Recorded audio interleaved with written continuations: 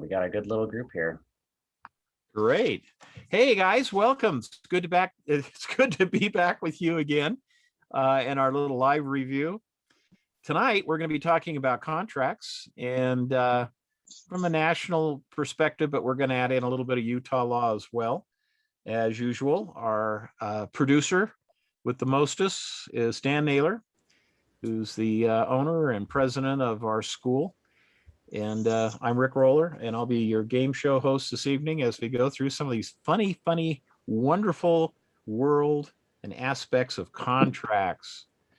Starting out, what I'd like to do is make a recommendation to you, and that is that I feel it's absolutely imperative as you prepare for the exam. It's extremely important. Okay, now you have to do this. Okay, I don't know how else to stress this. You need to read the Utah real estate contract. Okay, the Uniform Real Estate Contract, which we call a REPC, and you need to be familiar with it. Go through the paragraphs, read them, understand them. If you have questions about them, make some notes. I would even print one and then just write on it, make some notes, and then you can call me if you want a one-on-one explanation at 801-556-8000. That would be fine. Oh, well, I don't want to bother him. Well, yeah, you're not bothering me. Okay, you're giving me a purpose in life. Call and we'll explain that paragraph to you. But the reason why that's so important is because of all of the law and contract concepts that are in that document are going to be test questions. Okay, and then when you do the Utah law portions, and it's extremely important because they will give you a scenario and they'll say, this is the way the contract was written. How will it be interpreted? And you need to go to that section in the contract. They'll give you a filled out REPC contract for a transaction, and then you go there and so-and-so wants to get out of the deal. Can they get out of the deal for this reason, and how do they do that and whatnot? And so you go to the contract. If you're familiar with the contract, it's like it's more than one page. Okay, I mean it's a lot of pages, and so then you'll kind of know where that is in the contract, and it'll help you.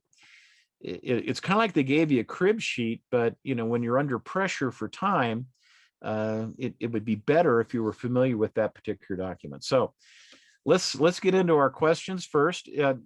Unless anybody has a question about any other topic, I'll be happy to answer them at the beginning. Anybody? Anyone? I just was curious when you're going to do one on the math. I don't know. Dan, when are we going to do one on the math, or are we just doing the recordings? We did just barely do one on the math 4 weeks ago. Is that right? Yeah, I took my test today, and that was the one spot I messed up on because I don't quite understand the math, so I was just curious. Okay, well, the next one we have scheduled for math isn't for a few months, but if you want to go over some of the math together, we can schedule a time with you individually to go over some of that. Or just at the end of the session, we can go over some math when we're done with this topic. We also have excellent math videos, that are really good, where you sit down and actually work the problems, and you get the concepts. I personally think you ought to do the math videos, and then when you're done with that, if you have questions, call us. Call either Dan or I. Yeah. Okay. Well, thank you. That'd be great. I'll look forward to it. Okay. So our first question tonight is, which of the following is material fact? Well, let's look at the first question. Here we go. Mr. Producer. Is that number one? Yeah, here it's coming. Yeah, it is. Yeah. Okay, here we go. Which the following is a material fact? A, the seller is willing to sell for 20 grand below the list price. B, the land is rumored to be haunted. C, the house has an unconventional floor plan. And D, the seller is under financial pressure to sell quickly. Make a choice. Commit yourself. Do you think it's A, B, C, or D? I think it's D. Okay. Well, The correct answer is C. The house has an unconventional floor plan. It all falls back on what is the definition of a material fact. Material fact is something that is attributed to the property that could affect the property's value, the money that it might bring into marketplace. An unconventional floor plan is definitely a material fact. Now, what they're trying to trick you on this is that if it has an unconventional floor plan, that's something that's clearly evident. It's something that when you look at the house, you're going to say, whoa, this house is really weirdly chopped up. There's a hallway that goes nowhere, and there's, I don't know why, the master bedroom has a door off the kitchen. I thought it was a pantry. I opened the door and that's the master bedroom. So of course, people like midnight snacks. That could be, is something they wanted, but most people don't want their master bedroom entrance off the kitchen.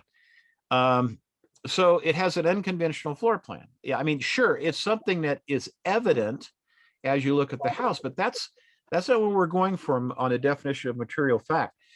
A latent defect is a defect that you can't see, and maybe that's where it gets people screwed up.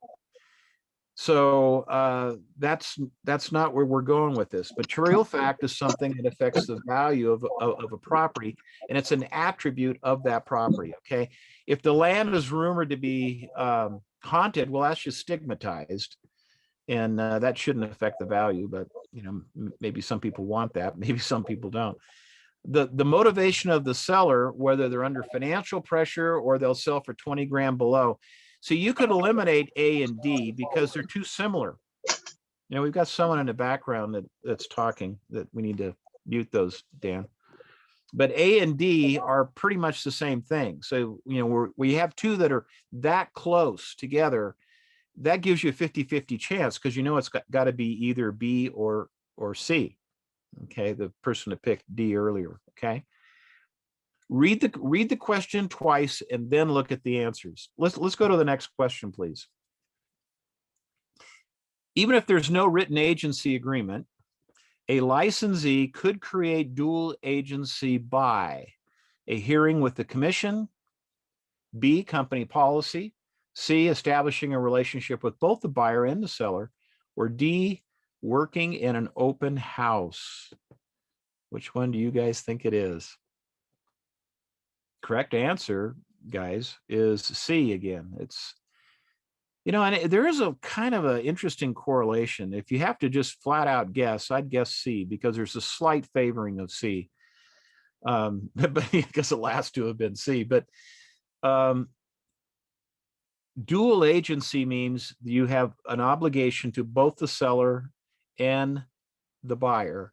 And the obligation is more than just fair dealing, which, we're bound by law to be honest and truthful with people and offer fair dealing. But the fiduciary relationship of representing a buyer or representing a seller as a fiduciary is clearly defined. And state law requires that it be in writing, but you don't have to have it in writing to establish it. You're violating rules and regulations from the real estate division, but that's not what we're talking about here. We're talking about there was no written agreement, but yet they could still create dual agency by their implication that, oh, I love working for you, or don't worry, I'll take care of everything, and by the things that you said and so forth. Okay. So the only one that has anything that has to do the commission hearing, that's when you're already in trouble and you're going to get slapped, with the ruler on your knuckles. Company policy, those are the rules of your company. And, those things don't really work here. And working in an open house, well, that might be how you met the buyer, but it didn't really mention the seller there. So establishing a relationship with both the buyer and the seller is by far the best answer here. And that is the correct answer. Do your agency agreements have to be in writing? Absolutely. They need to be. Do they need to be clearly defined? Yes, they should be. That's why we put them in writing. Is there anything wrong with representing both a buyer and a seller? How many think yes? How many think no? Okay. No, there's absolutely nothing wrong with representing a buyer and a seller. It's called dual agency, but we don't call it that in the industry. We call it limited agency. because you have different aspects that create agency and different responsibility, fiduciary responsibility to your seller. One of being confidentiality, and the other is making sure that everyone's treated your loyalty, with loyalty. So you can't be completely loyal to both parties. So that has to be toned down a little bit. You do have to be fair and honest with all parties, whether you're representing them or not, like I said in the other question. And confidentiality is tough. I mean, you can't tell if you're representing both the seller and the buyer. You can't. The big conflict comes in with price and terms, because you can't tell the buyer how low the seller will go, and you can't tell the seller how high the buyer will go. And so, that's where you have to be neutral on those two particular normal aspects of loyalty and accountability. Because if you're only representing the seller and the other agent on the other side is a blabbermouth and they're telling you all the buyer's secrets, you can go back and share all those with your seller. I mean, which is,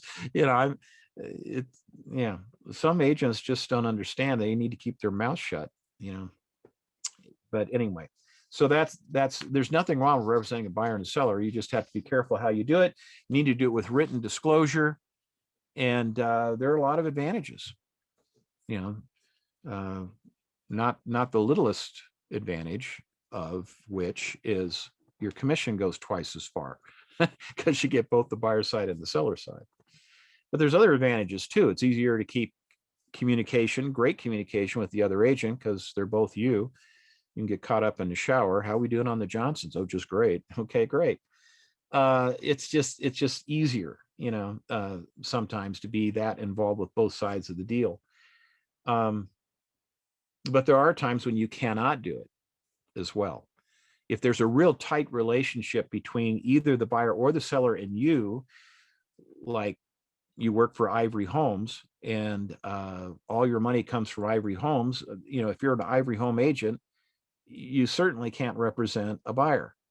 Buyers are unrepresented, which is fine. You can have an unrepresented buyer's agreement, or they could have representation with another agent, and that's fine too. But we'll talk about this more when we get into agency. But I love representing both sides. I mean, it makes little deals big deals, and makes big deals very meaningful. Like foreign vacations for 2 weeks. That's a nice thing. Okay, let's look at the next one, please. Dan, a potential buyer comes to your open house or any open house, but anyway, they meet the seller's agent at the open house. The seller's agent should what? Tell a buyer that their agency relationship with the seller, and if more details are requested. In other words, they're showing some serious interest. How quickly could these sellers get out of this house? We need quick occupancy. But they start asking those types of questions, then you need to make it very clear to them. Now, I represent the seller. Now one of the first things I want to know when I'm holding an open house is if a buyer comes in, are you working with an agent? Now you got to be careful how you get that information out of it. Are you working with another agent? Yeah, sure. We're working with, what's her name, honey? Susan Sweetie, or, Mr. Nice, or whoever they are. Okay. But they're not really working with them. In other words, they haven't signed an agreement with them. They haven't even talked to them for weeks. They were planning on working with them, but they have no real loyalty there. So you need to be, you need to define, oh, good. Have you signed a representation agreement? Whatever, because you need to know where they stand. And if they haven't signed an agreement with that other person, you can still try to curry favor with them and get them to sign an agreement with you and represent both people. Some buyers feel like it's best to have the listing agent represent them and the seller at the same time, because if compromises have to be made, realtors might be more amenable to paying a $2,000 repair or fixing something if they're getting all of the agent share of a 6% commission rather than just the agent share of a 3% commission or something. And there's a lot of truth to that. But it's also, they've got agents really on the ball a lot of times. It's great just to have one person to contact rather than go through all the gyrations of working through another agent. On the other hand, a lot of realtors don't like representing both people, or they can't. Now, I mentioned being a captive agent when you're only working for one person, but you could have a seller who I've represented builders in the past, where, I had 3 different builders at one time I was representing. Well, in those cases where I'm getting a lot of, 20, 30 listings a year out of one individual, or 100 listings out of another, it's pretty tough to represent a buyer in that type of situation. Once again, the agent with a captive, you're kind of a captive agent. But what if it was your mother or your grandmother? You can't do limited agency if it's your mom. I was, Your Honor, in front of a judge, I was representing the buyer who I didn't know from Adam and my mom equally in this transaction. Well, no judge is going to buy that. So it's just stupid. So if there's a real tight relationship between you and the buyer, or you and the seller, you can't be on both sides. Now, that doesn't mean you can't get both sides of the commission. It just means you have to do one of those unrepresented buyer, or we have another contract called a for sale by owner commission agreement, which essentially handles the same thing. Okay. But in this case, they're coming in, they're expressing interest. So should you establish agency relationship with the buyer? Well, maybe yes, maybe no. We've been going through that the last couple of minutes. Wait until closing to disclose agency? Oh, absolutely not. Keep agency agreements private or secret? Oh, no, of course not. So those last two, C and D, you can pretty well throw those out. So it's either I could have a relationship with the buyer, or I could tell the buyer of my agency relationship with the seller.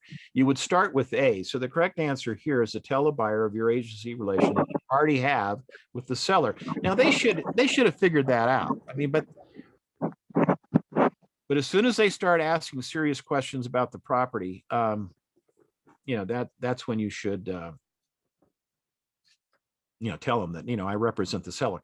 They should have figured it out. You have a sign in front of the house, it has your name on it, you're holding it open. If you walk into a Target and the guy's wearing a Target name badge, you figure they work for Target, right? They're not working for you. Oh, I'm your personal shopper. And even if they are, they're still working for Target. Okay. They can be really nice. It'll be like Nordstrom's. You go in there and they treat you really, really nice, and they help you pick out clothes and all kinds of wonderful things. But they're still working for Nordstrom's, so they should figure that out, but they don't. We have to tell them, and we should tell them on first meeting if they're expressing serious interest. Okay. Next one, please, Stan. Immediately after the purchase agreement is signed, the buyer gets something. What do they get? The buyer obtains something. Is it a quitclaim deed, controlling interest, equitable title, or occupation rights? Occupation rights, D. Oh my gosh. You're 2 for 2, both wrong. The correct answer is C, equitable title. But thanks for choosing, because you won't miss this one again. Okay. Occupation rights is kind of a made up term. The right to occupy.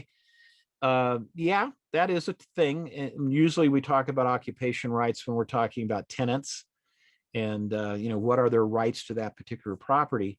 The buyers do get something, and it's called equitable title, which means it's not legal title, that the house is not in their name, but equitable title means they have the right to buy the house. How they get that right? They made an offer to the seller. It was in writing. Seller looked it over and says, yes, I agree to these terms. They signed it. And at that moment, can the seller sell that house to somebody else without dealing with that current buyer? And the answer is no. So the buyer has some rights, and those rights are called equitable title. Okay. And a quitclaim deed, that's just a type of deed that transfers legal title. Controlling interest, I guess that means you own more than 50%, if it's some sort of a partnership for 2 people. But it has nothing to do with it has nothing to do with signing a purchase agreement and what rights are obtained by a buyer when he gets that signed purchase agreement back. So the correct answer is equitable title. Now, these are definitional things, and a lot of ways to learn the vocab, but there's about 400 words you're going to have to be really, really familiar with, many of which we do not use in normal conversation. I mean, when's the last time you says, "Oh, hey, Bill, have you obtained any equitable title lately?" No, probably not a topic of conversation, but it is on the exam. So you need to know these terms. And if you walk in there and don't know the terms, it's going to be extremely frustrating for you. So work on vocab. There are a lot of different ways to do that, but I strongly advise you to work on the vocab. Okay. And a lot of it you pick up as you go through these test questions like we're doing tonight, or just in the normal course of the classes. But, there are other vocabulary helps out there that you can get through the school. I've got one you get off my website called, it's a Quizlet program that a lot of people have had, that's free, that a lot of people, that's at rickroller.com, that have used that and liked it. Okay, let's go to the next one, please. Earnest money amounts in real estate transactions are determined by. Okay, who determines earnest money amounts? Well, is it the real estate commissioners? No. The Association of Realtors, our club that we all join for the most part? No. The buyer's agent? I mean, if the seller is the one that pays the commission, do you think it's the buyer's agent that establishes or determines what the commission rate will be? Probably not. Wouldn't it be the buyer and the seller? It's the buyer and the seller. That's correct. How does that happen? Well, when you're sitting down and listing a property and you're putting it on the market, you put it on the MLS usually, and or you communicate with agents in other ways. But for the most part, you're going to put it on the multiple listing service, which is kind of a subsidiary of the state or local association of realtors. And then what happens is in that, it allows other agents to have information about your listing and also to make appointments to go show the property. But it also has, as part of that informational dump that buyer's agent can look at it, it shows how much you're offering. Now, if they think that's too low, your buyer and seller could negotiate something else on your behalf, but probably ain't going to happen. But so commissions are negotiable. There is no set commission. 7% are quite common. 6% are common. 5% are common. There's a lot of agents that are doing flat fees now. You can buy a home through me for $995. You just got to pay it up front. But but there's a lot of different. So if you don't buy it, it's non-refundable. But that's okay. I mean, they're going to save a lot of money if they're serious. If they're not serious, you still get your $995. So there's different ways to look at it. Commissions are all negotiable, and usually the splits traditionally have been half and half. So if I list at 7, I might offer 3.5 to one of you guys to sell the property. But as inventory has gotten really tight, since commissions are always negotiable, I may list at 7 and keep 4 and only give you 3. I know some agents that list at 5, keep 3 and only give you 2. Saying, well, listings are hard to get, so I got it, and it's a lot of work, so I'm keeping 3 and I'm only paying you 2. You don't really know what the whole commission is when you're looking at the MLS. You just know what you're being offered by the other agent. So if you are working with a firm and you're not a member of a local board, but you still have access to the MLS one way or another, or you find out about the property in other ways and you're showing the house, you probably ought to have a written agreement with that other broker. You should have, on what they're willing to pay you. In commercial, we're very careful about this. Many commercial properties are not offered through the MLS. They're offered on the market, and you can find them. And there are commercial listing services that are national that we use, like LoopNet. You might find a property that way. And if you belong to those types of organizations, then there is an agreement between those members on how commissions are handled. But on commercial, that agreement is not always defined. And so the first thing you ought to do is talk to the other agent and say, what are you paying? What are you paying on the lease if I bring you the tenant? What are you paying on a sale if I bring you the buyer? And then you ought to get it in writing, because people, have memory lapses from time to time. Okay, but really, you're not in control. It is inappropriate to put in an offer that a buyer is making on the property, and the seller agrees to pay the agent representing the buyer a 3% commission. That's really inappropriate. That ought to be covered with a separate agreement. The agreement, between the buyer and the seller is not an agreement between the seller and you as a selling agent, or an agent representing the buyer. That's another thing. You ought to have that as a separate contract. That's why we have the for sale by owner commission agreement, because you may have a for sale by owner that's not on the MLS, but before you show that property, you probably ought to drop by the day or a few hours before and have them sign that, so that you're clear on, if you sell that, what is the commission going to be. For sale by owner might say, well, I'll pay you 2%, but you got to understand that when you're working with another agent on a transaction, they're carrying their part of the weight. Sellers who don't do this all the time are not going to be carrying any of the weight. If a for sale by owner wants you to do this whole transaction and only pay you 3%, you're going to end up doing both sides of the deal, working really hard, keeping it all together and doing both sides of the deal for, half of what is normally paid. So, and I'm doing a for sale by owner commission agreement. I usually ask for 7%, which they're not going to pay, but they might think 6 sounds better if you ask for 7. And occasionally you might even take 5, just because that's just how hard it is to find anything to sell these days. But 5 is a lot better than 3. Okay. Play that with that on the calculator. The commissions today are high. That's why we're seeing a lot of discounters come into the market, and that's fine. Commissions are all negotiable, but you don't have to sell a whole lot of houses to make a really nice living in real estate these days. I mean, when I started, I was selling 54 houses a year, 60 houses a year. One year I got 98 houses. You had to sell a whole lot of houses to make serious money. Today, run the math, guys, when you have some time. A little different today. Okay, M submits an offer to buy O's property. O submits a counteroffer to N. Here's what I'd like to do. I'd like to pay this for your property. Here are the terms. And the agent takes it to the other agent. They sit down. It's presented to the seller. The seller says, no, I won't do that, but I will do this. They counteroffer. So what is true about that first offer? Is it executory, executed, canceled, or outstanding? Well, outstanding, executory means it's in a processing stage. So they're really the same. It's an outstanding offer. You might think of outstanding as normal vernacular, but outstanding really means it's pending. This is a fantastic offer. That's not what we're talking about. We're talking about an offer that hasn't yet been finished or terminated or closed. It is not executed. Executed is put up against the wall and shot. It's over with. It is canceled. The correct answer here is canceled. When a seller counters an offer, it cancels that offer.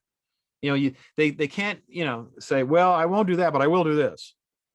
Let's write up a counteroffer.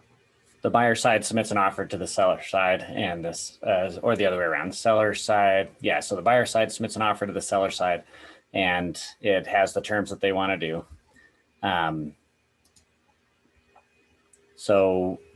But then the seller says, I want to counter that.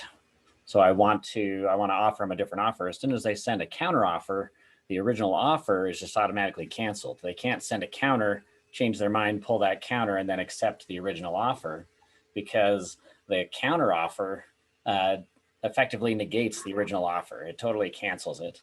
So you have to think really careful when you're putting in a counter offer, because it puts the ball back into their court. And that's kind of an important thing when you're negotiating.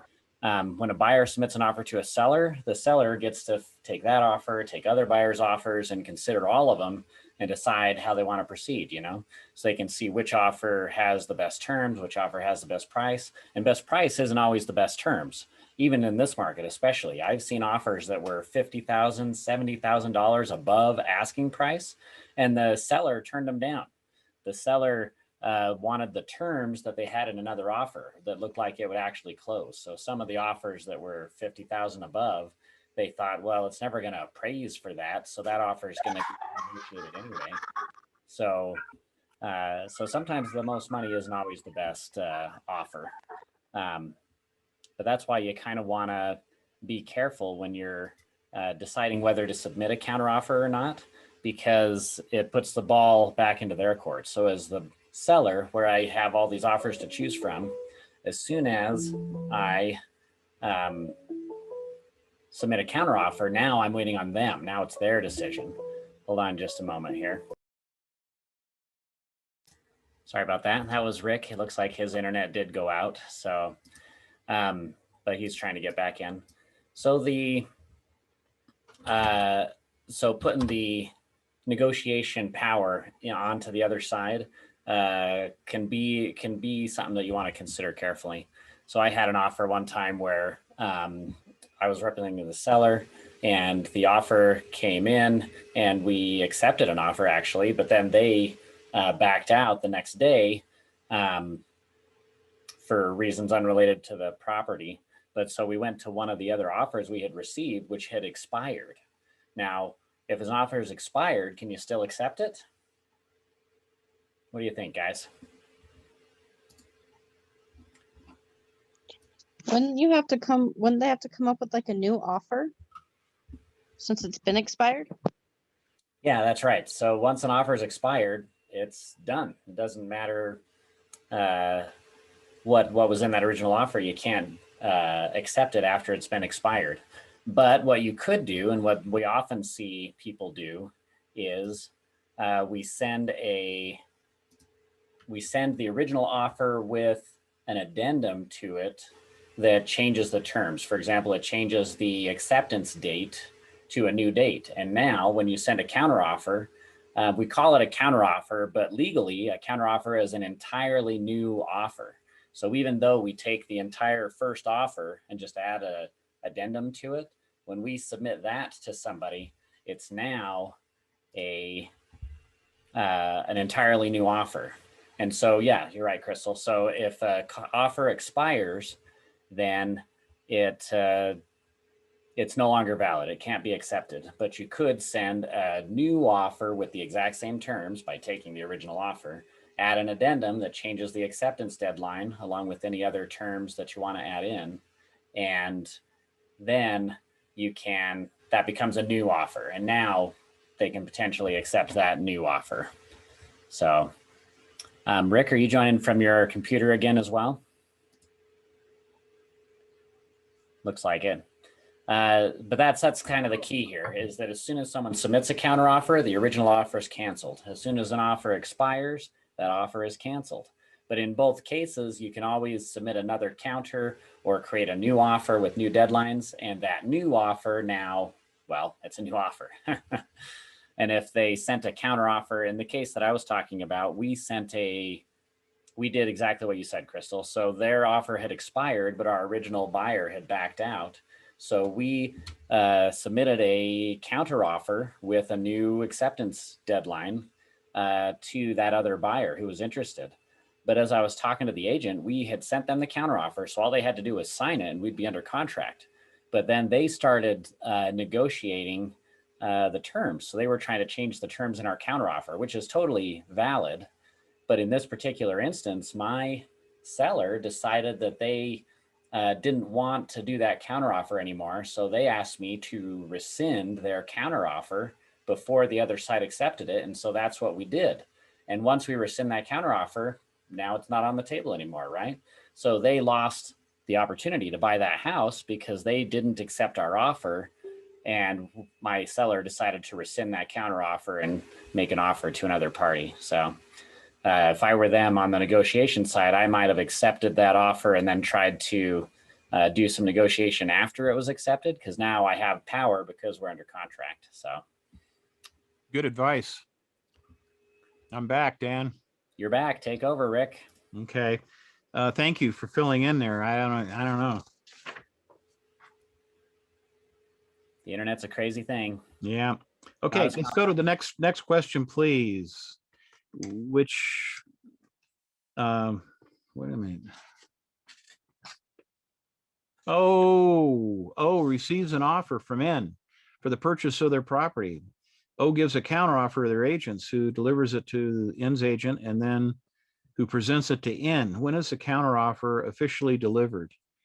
Now, delivery of a counteroffer is important because we're looking for when was it accepted. Okay, so the correct answer here is A, when O's agent delivers it to N's agent. And it's not when O gives it, O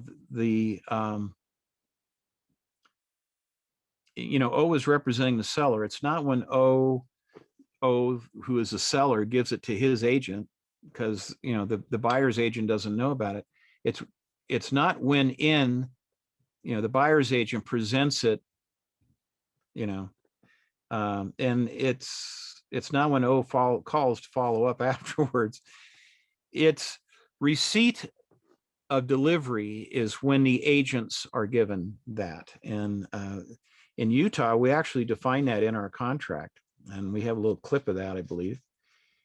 So here's a little clip, and if you look at paragraph 23, which we define acceptance, and we don't want to leave these things to chance. And this is why you need to read this document several times. Acceptance occurs only when all the following have occurred: buyer or seller has signed an offer or counteroffer. Now, if it's the seller signing the buyer's offer, that's an acceptance, when it gets delivered.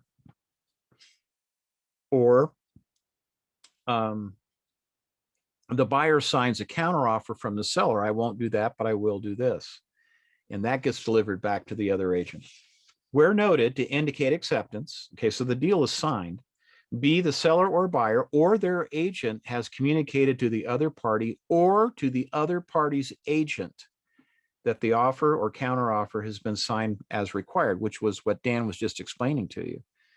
So the buyer in a case of a counteroffer or an offer being accepted may not know that their offer was accepted, or a counter, the seller countered back, and then the buyer says, no, I'm going to counter the counter. He went back the other way.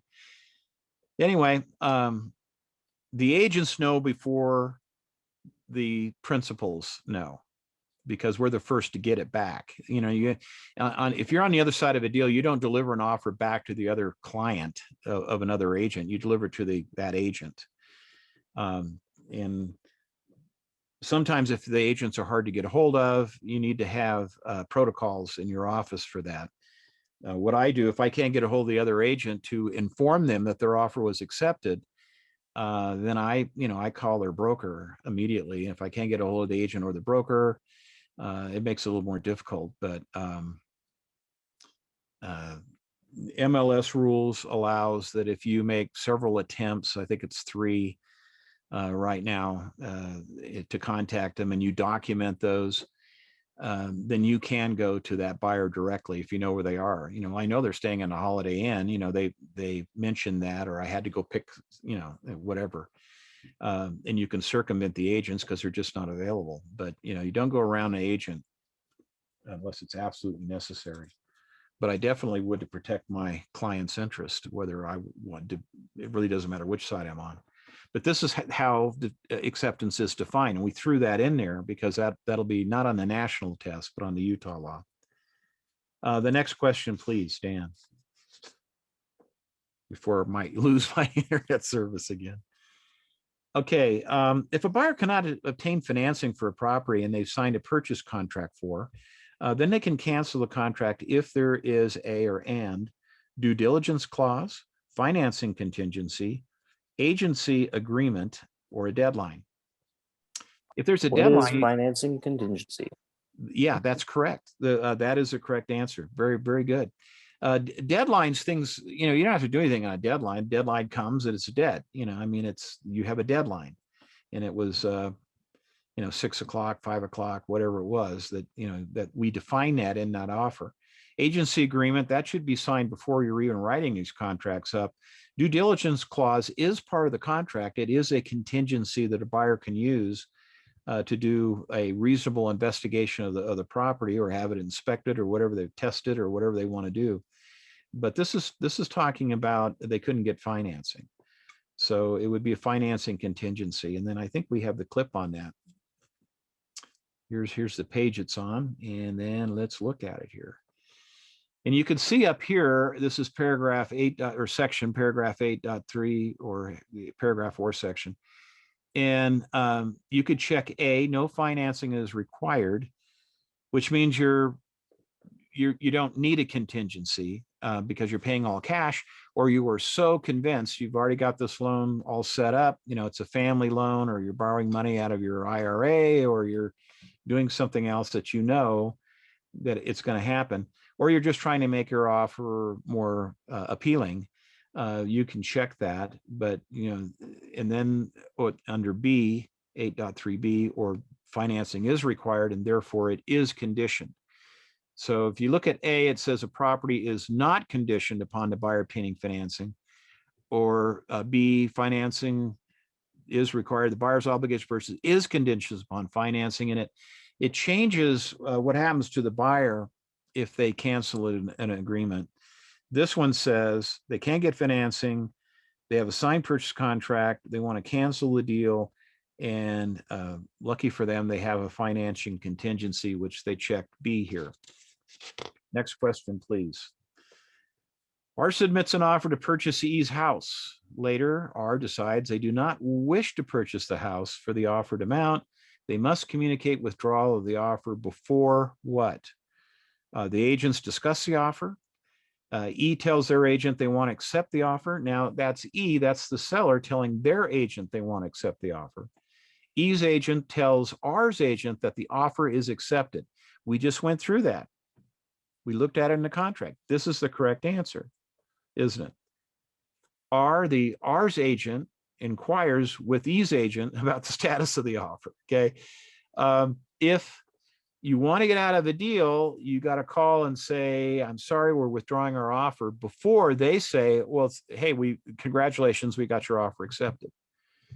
And that's not a communication between the seller's agent and the buyer. That's communication between the seller's agent and the other agent, the buyer's agent, as we reviewed just recently in that clip out of the contract. Okay, next question, please. A lawsuit for specific performance seeks to change the terms, help a buyer cancel, enforce the terms of the agreement, or remove agents from a purchase transaction. The specific performance is a lawsuit, and it's one to C, enforce the terms of an existing agreement.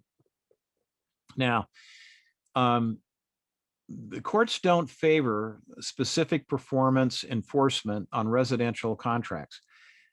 You could still file a lawsuit, but the judge is not going to like it. They just don't feel it's comfortable to force people into a home or out of a home. They just go find another home, or just let this deal die. But they do it all the time in commercial because it's just that much more important. You may be doing an assemblage where you're putting 3 parcels together and you got them all under contract, and you close in the first 2, and the guy in the middle says, you know what, I decided not to close. I decided to keep the property. Well, no, we're going to sue you for specific performance. Okay.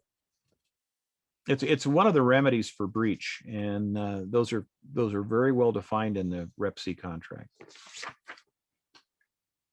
Next question, please. Okay, on this particular situation, we have R has signed a purchase agreement with J for the purchase of his home. When they send an inspector to the property, they find that there's a foundation issue with the home. R can often cancel the contract under these circumstances due to what? Due diligence contingency, that's warm and fuzzy, hang on to that one. Financing, appraisal, or market contingency. Well, I don't know what a market contingency is. It's not appraisal, it has nothing to do with that. What's that have to do with foundation? And financing, same thing. It's the due diligence. It's that number of sections in the Rep C contract that outline a whole myriad of tests that you can do in the property. And it says anything else you can think of. And then you can cancel for any reason or no reason. But you should be using good faith when you're out negotiating deals. But it's this due diligence contingency. Now, in this hot market where it's tough to find a property you really fall in love with, and then find out there's 6 other people that have also fallen in love with it, and there's 6 competitive offers. We're seeing a lot of offers that are over the offer price, sometimes 20, 30, 40, 50, 60, or 100 grand over the offer price. We're also seeing offers that they are not asking for appraisal contingency, meaning that they will pay the difference. If, for example, that property is up for sale for 800 and they're offering 900, and they're saying, well, we'll pay 100 grand over what you're asking. But what if the appraisal doesn't come in? Well, because see, a bank will only say, look, well, I'll lend you 80% of whatever it appraises for. So the appraisal may come in at 800, or it may come in at 780. Well, you've got a contract as a buyer that you'll pay 900. So, you better have that extra 120 stashed somewhere so you can go ahead and perform on that agreement, or you could end up being in default. But we're seeing it all the time right now. People that want that particular property so much that they're offering over the asking price, and they say, I don't care what it appraises for. I have plenty of dough. I need a house. So I'll pay whatever I have to. So they have to pay the 120 over the appraised value. Plus they have to have their normal 20% down payment, because that's all a lender's going to lend on that place. Okay. It's just a crazy market right now. And is it going to remain that way for a while? Probably. Well, the economy is, a lot of people are saying it's going to crash, and that's true. We will probably see a crash, and it's probably will come sooner than later, but that's going to be a stock market crash, not necessarily a real estate crash. I believe that the real estate market, may do some adjusting, but it's not going to crash because the demand is so high. We have many, many, many more buyers than we have properties for them to buy. So, and a lot of them are cash. A lot of them are leaving areas where they were able to sell their property for a grundle of money, and they're moving into Utah, where the prices are getting high, but they're not as high as they are in other parts of the nation. I mean, look what's happened in New York. I mean, people are selling their properties for $3, $4, $5 million, and they're leaving, and they're coming here, and they're buying a property for 1.2 million. Cash, and they don't care. I want this house, and they're getting them. It's probably worth 750 or 800 grand, but they're getting it for whatever. It's an interesting market. When you get in your initial training on how to put deals together and whatnot, you need to be working with a company that has some really strong strategies on how to get your offers accepted. If your broker says, well, just write it up and see what the sellers say, you're not even going to get up to bat, because there's going to be 2 or 3 other 400, not 400, but 2 or 3 other or 4 more offers on that house. And the seller's not going to dink with you. I mean, the listing agent will probably call for, he said, this is a multiple offer situation. I want your highest and best offer by noon on Thursday. And then the seller will decide which one they're going to take. And that's where they get kind of bidded up. And you better have some good, strong strategies on how to make your offer much more compelling than others. And it's probably going to take more than just a pre-approval agreement from a lender. If a seller can somehow come up with the cash to do cash and refinance it later, that's going to be strong. Cash, there's a lot of people paying cash right now. I have a friend of mine that listed a house in the Avenue. No, it was Harvard Yale. 13 offers. They had 13 offers on that house, and 6 of them out of 13 were cash. And that's the one the seller picked. No contingencies, cash. I'll take it. So, it's a great time to be a listing agent.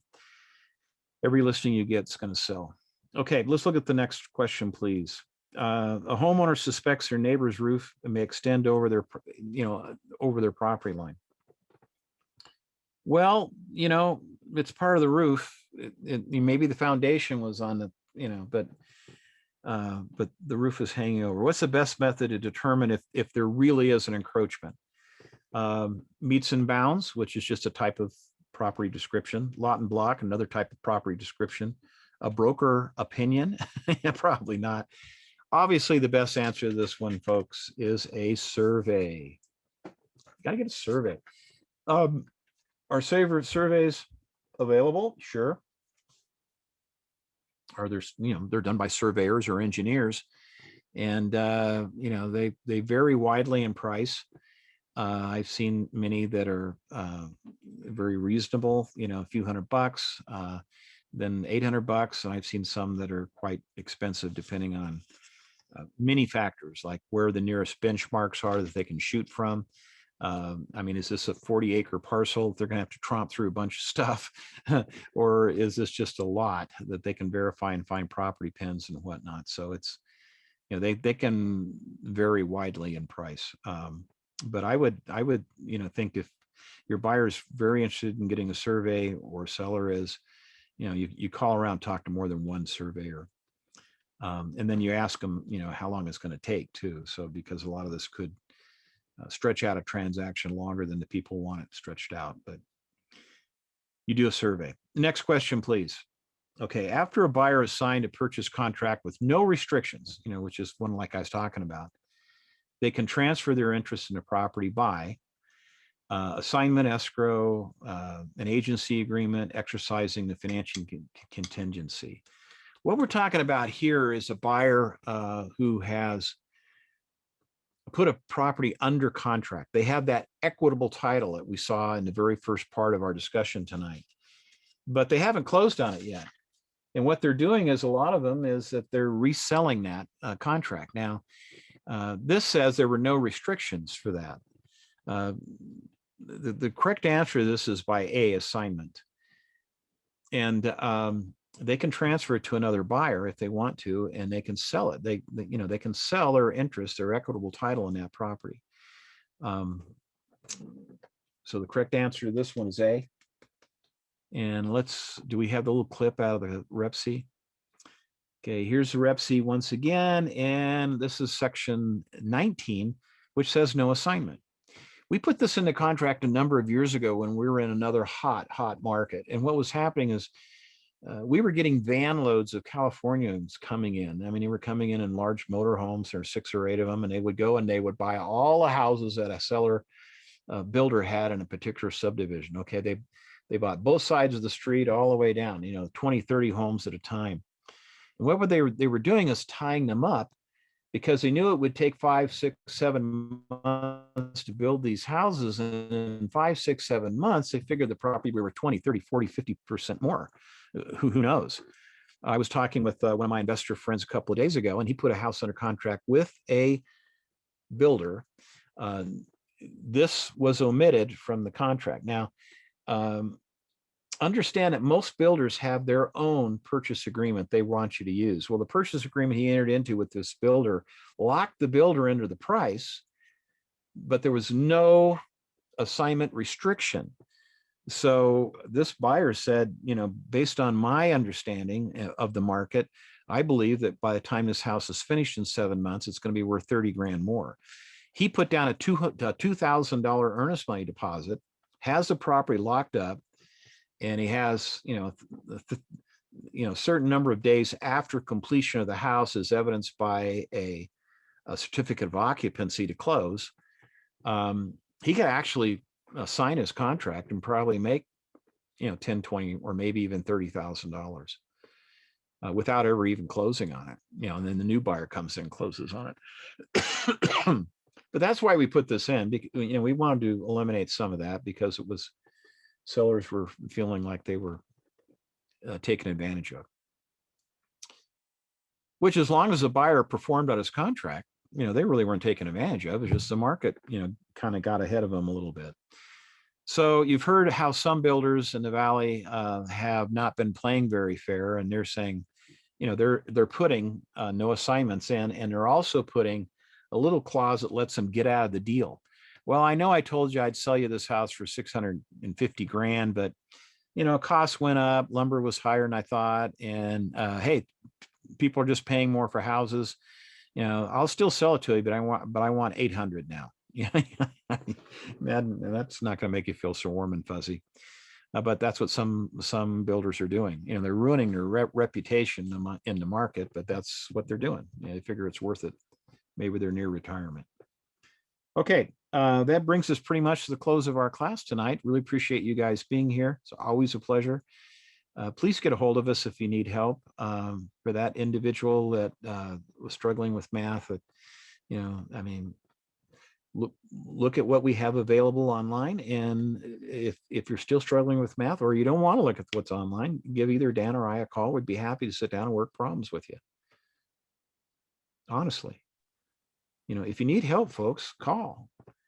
You know, you never know. We could have had a perfect pass rate for that month. But anyway, I understand math is not everyone's forte. Luckily, there's not that much math on the test. And if you're really strong on everything else, you'll get by just fine. But why take the risk? You know, let's go through some problems and work it out for you. Thanks for being here. We'll see you again in 2 weeks. And Dan, do you have any closing remarks? Just want to say thanks, Rick, for doing this with us. We always appreciate your wisdom as you and your experience. You've got you're 2 years older than me or so, I think, right? So you know a little more, maybe twice as much as I do. Oh, I think it's just a couple of months, isn't it? I don't remember. Hey, one last thing before I go for just a moment. I had this little box I wanted to show you. You know, one of the fun things about real estate is being creative. And this was done by one of my agents. His name is Tim Hutton. And he had $1 million house that he listed. And this is back when $1 million house was really something. I mean, this was done back in 03, you know, 2003. And he did a very special open house. He used this little box. He mailed it out. He mailed out about 125 of these. And inside the box, you open it up, there's a little lavender sachet to engage the senses. Wow, you know, it's all kind of doesn't have much sense, but it's been around for a while. And then in the box were these little cards, okay? And the cards talked about this house he had for sale. And, you know, he had a little bit about it. He said the Tudor mansion and whatnot. And then he had photographs, and all these photographs have backing on them. You know, they're matted.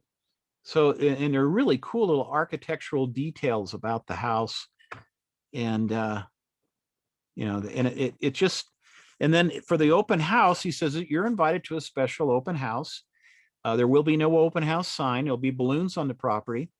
This is by invitation only, because we know that people of your stature, you know, might be interested in a home like this. There'll be champagne, hors d'oeuvres, and music. Harpist was going to be there and play. So he sent out about 125 of these. It cost him, you know, pretty, you know, money to put all this together. Guess how many people showed up at the open house out of 125 invites? About 60. Hey, this was special, and they all went. And well, 60 of them went, and none of them bought the house, but one of them called their attorney, and he came and bought the house.